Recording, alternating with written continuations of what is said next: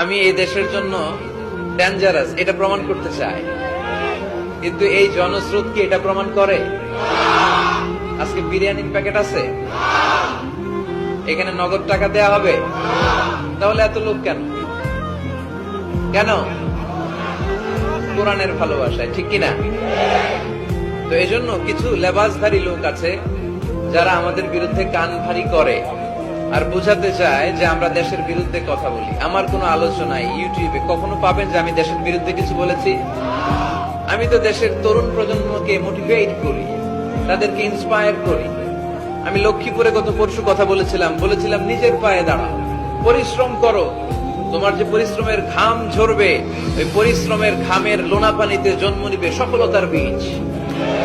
নিজের পায়ে দাঁড়াও, এন্টারপ্রেনার হও, উদ্যোগী হও, দেশের চাকাকে, অর্থনীতির চাকাকে ঘুরাও। যারা প্রবাসী ভাইরা তাদের উদ্দেশ্যে আমি তাদেরকে বলি, দে আর দ্য রেমিটেন্স ফাইটার। আমরা দুই ধরনের যোদ্ধা পেয়েছি, এক হচ্ছে ফ্রিডম ফাইটার মানে মুক্তিযোদ্ধা, যাদের কারণে পেয়েছি আমরা লাল সবুজের পতাকা, ঠিক কিনা? আরেক যোদ্ধা পেয়েছি, তাদেরকে আমি বলি রেমিটেন্স ফাইটার, রেমিটেন্স যোদ্ধা, যাদের পাঠানো টাকায় সচল থাকে আমার দেশের অর্থনীতি, ঠিক কিনা? তো আমি তো আমার আলোচনার মধ্য দিয়ে যুবকদেরকে ইন্সপায়ার করি। আমি সাস্টেইনেবল ডেভেলপমেন্ট গোল নিয়ে কথা